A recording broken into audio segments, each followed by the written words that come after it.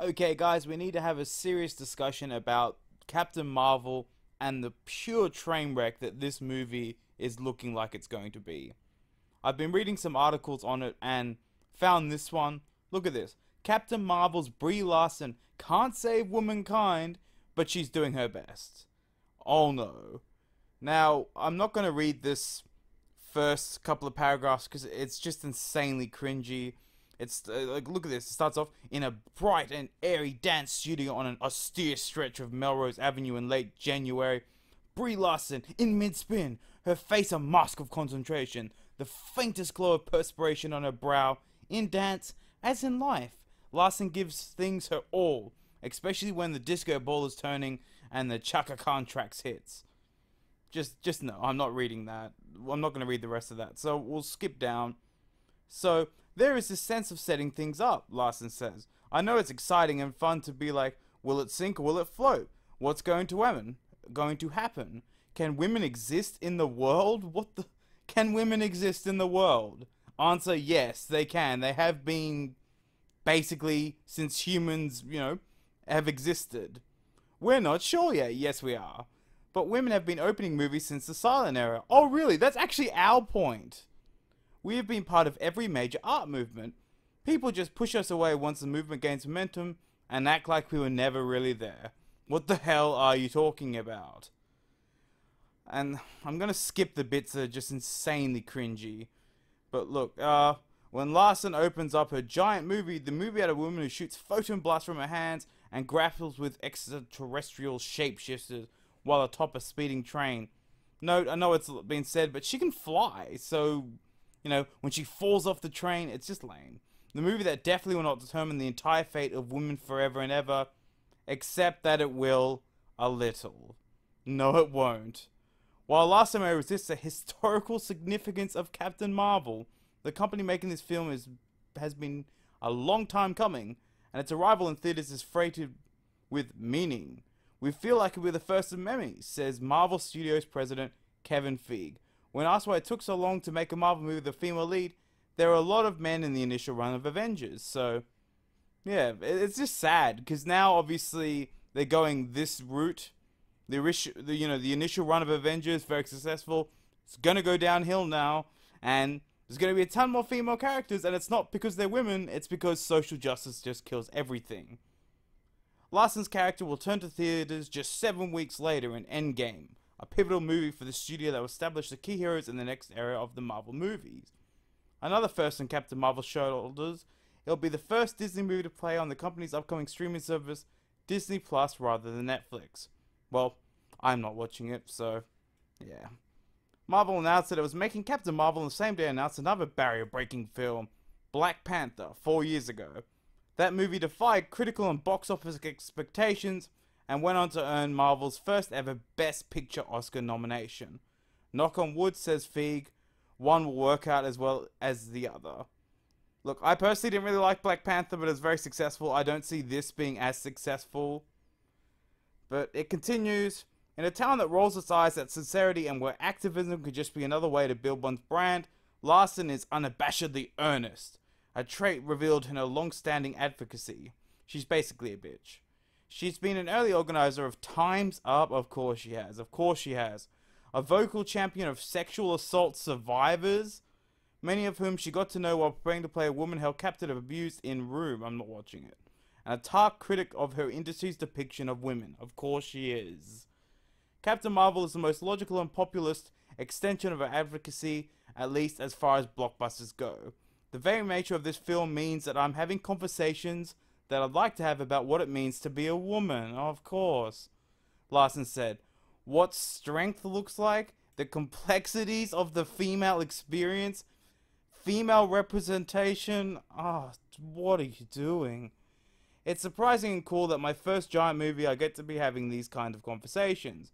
But that's also why I'm weighted and being particular about what jobs I do. Captain Marvel is the embodiment of ideas Larson has been ruminating on since she was an awkward homeschool kid living with a single mum and younger sister in a studio at the Oakwood Apartments in Burbank, envisioning a future for herself that would be some mixture of Indiana Jones and Spice Girls. Yeah, I don't give a shit where she was born. Let's skip down. So I'm skipping through most of the nonsense, but it continues. The character whose civilian name is Carol Danvers is an Air Force test pilot during the late 1980s and early 1990s, an era when female pilots were not allowed in combat. Oh, fantastic. Carol Danvers had been held back much of her life from being able to pursue the kind of things she wanted to pursue, Feig said. She's constantly being told, girls shouldn't do that, or it's too dangerous for you, you'll get hurt. What are you doing, Kevin Feige? This film is very much about this character learning not to hold back and not to accept the boundaries put in front of her. Let me guess, by men.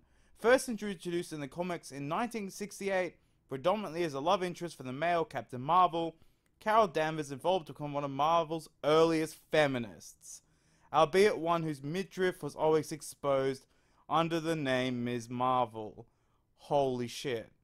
The film, written and directed by indie veterans Anna Boden and Ryan Fleck, Half Nelson, never seen it, in their studio debut, is informed by the version of Danvers in the comics written by Kelly Sue DeConnick, who revisioned the character in 2012 as a female Chuck Yeager with a cocky edge and humor. DeConnick's feminist read on Danvers, her insight that a female fighter pilot ought to say, wear pants to work rather than a swimsuit, inspired a backlash among some of the male fans, but it's the take that won over a new, more female-skewing audience for the comic. Fuck me. And ultimately, Larson, on one of her early meetings at Marvel, Feig recalls, Larson saw back issues of the comic displayed on the wall.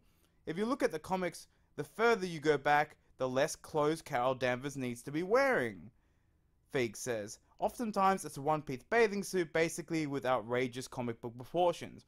Yes, in comics, both men and women don't generally wear that much, and they're, men are insanely buff, women have quite big boobs. Get over it.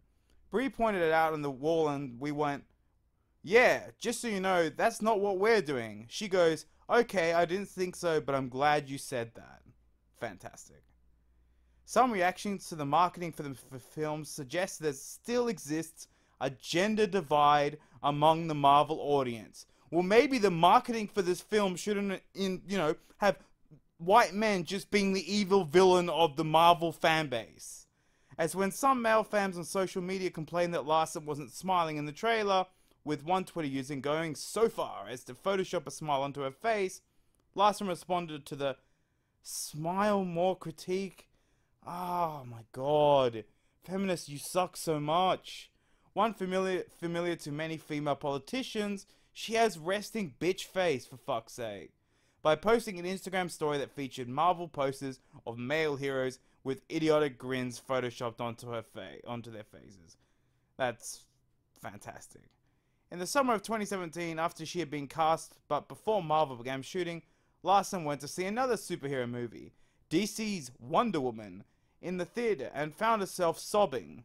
Of course she was sobbing. Of course she was just bawling her eyes out. As a kid, I wanted to be an adventurer, Larson said. I wanted to be a smartass. I wanted to get my hands dirty. But it wasn't until being in the theater seeing Wonder Woman, I was like, why is this making me cry so much? I realized. Because I hadn't had that. And there was a kid in me that was like, oh my god, I can do that. She obviously wasn't alone. That film, yeah, because that film was a good movie. That was actually a good movie with a female lead. Larson's preparation for the stunt-heavy role included an intensive 4-hour daily gym routine with trainer Jason Walsh that eventually saw the 5'7" actress deadlifting 225 pounds, hip thrusting 400 pounds, and pushing Walsh's Jeep up a hill. There were days when the intensity of the training reduced her to tears, and days when she got irritated by men, of course it's by men, at Walsh's West Hollywood gym who doubted her strength. This guy watched me lift something really heavy and went, wow, I can't even lift that, and as if he were the epitome of health. Larson said, I said, yeah, I guess you're going to have to rethink your gender norms. Well, if we put that guy through the same regime that you have been through, he'd be able to kick your freaking ass at lifting weights. Gender norms. What the fuck are you talking about? Larson says that weight training was as transformative emotionally as it was physically. Of course it was. Partly because it happened to coincide with the early days of the Time's Up movement. Oh my gosh, why have you chosen this rabid feminist as your new lead for your Marvel Cinematic Universe? What are you doing? In which she was deeply involved, occasionally hosting meetings at home. It's at times I was starting to be able to lift a lot more. I was learning how to punch a kick and do judo throw, she says. It was also the time that I was learning how to sit at a conference table and slam my hands on the table and say, "You need to listen to what I'm saying." What? Do you think men just do that? And learning to not feel guilty about taking up space like that. Oh my gosh. In the fall of 2017, and the weeks after the first Harvey Weinstein stories broke, Larson and her female acting peers began texting one another and having a conversation about workplace concerns. From issue like pay equity, not equality, equity, to how to deal with the discomfort. See, I'm getting so frustrated I can't even talk. Of a sound man reaching inside your bra to pin a microphone. If it's that bad, get a woman to do it then. When it comes to Bay, Larson seems to be doing okay. She'll make $5 million for paying Captain Marvel in this film as part of the deal that bests what Robert Downey Jr. made for his first outing as Iron Man, which was only $500,000, and Chadwick Boseman for his first as Black Panther, $2 million.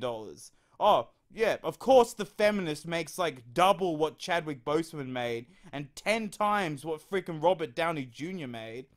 As for the microphone issue, she says now she mics herself in the trailer and advises her female friends on the set to do the same. Of course she does. Wow, more about Time's Up. Of course it's more about Time's Up. Time's Up still takes up a solid amount of my time every day, Larson said. We now have a lot of ways to try and hold ourselves and others accountable. We're also dealing with a lot of institutions, agencies, unions, studios, but I'm constantly getting emails that make me go, this is working. She cites the recent 4% challenge, a Time's Up initiative launched in January calling on actors, producers, and studios executives to commit to announcing a project with a female director in the next 18 months. Are you kidding me? Larson says she was stoked when Disney CEO Bob Iger's response to the challenge, which was to announce that 40% of Disney's upcoming movies slate is being directed by women. So sexist. Though it's easy to forget in an era of social media and extreme political polarization, I wonder why you've literally got a rabid feminist playing Captain Marvel. There was a time when movie star opening a giant 4-quadrant film was expected to smile through a press tour and not say anything that might offend ticket buyers. It's just really pissing me off at this point. Larson, however, has not shied from divisive issues. While accepting a prize for excellence in film at the Crystal Plus Lucy Awards in the summer, she highlighted the demographic homogeny of the Hollywood press corps in a particularly pointed speech. Am I saying that I hate white dudes? Yes, you are saying that you hate white men. You are a racist. Larson said to a ballroom full of journalists at the Oscars in 2017, she opted not to clap for the Best Actor winning Casey Affleck when presenting him with his award. Why? Why would you not? He's won an award. Why would you not clap for him? A decision that many read as Larson's rebuke of the actor who had settled a pair of sexual harassment lawsuits. I won't talk about it, she says, that the decision not to clap for Affleck, it's not my story to tell, explaining why he would not consider asking a Marvel star to stand down her edges. Feig says, you hear the stories of all these old studio heads trying to control everything, and as far as I can tell, it always blew up in their faces. Well, guess what, mate? This is definitely blowing up in your face. I'm sorry my voice is a bit off. I'm a bit sick, and this is just really, really pissing me off. At the same Oscar where Affleck won, Larson was at the center of another memorable moment, when she wrapped Best Actor winner Emma Stone in a long, emotional hug backstage that was so distractingly intimate. A Price Waterhouse Cooper accountant tweeting about the exchange mixed up his envelopes. Larson says that watching Stone, a close friend with whom she shared a hair and makeup team, win the Best Actress Oscar for La La Land transported her to the jarring moment when she accepted her own Oscar for Room a year earlier, stepping into the wings of the Dolby Theatre. I hated being alone in that moment, Larson said. I was able to feel it more through Stone than I was able to feel it for myself.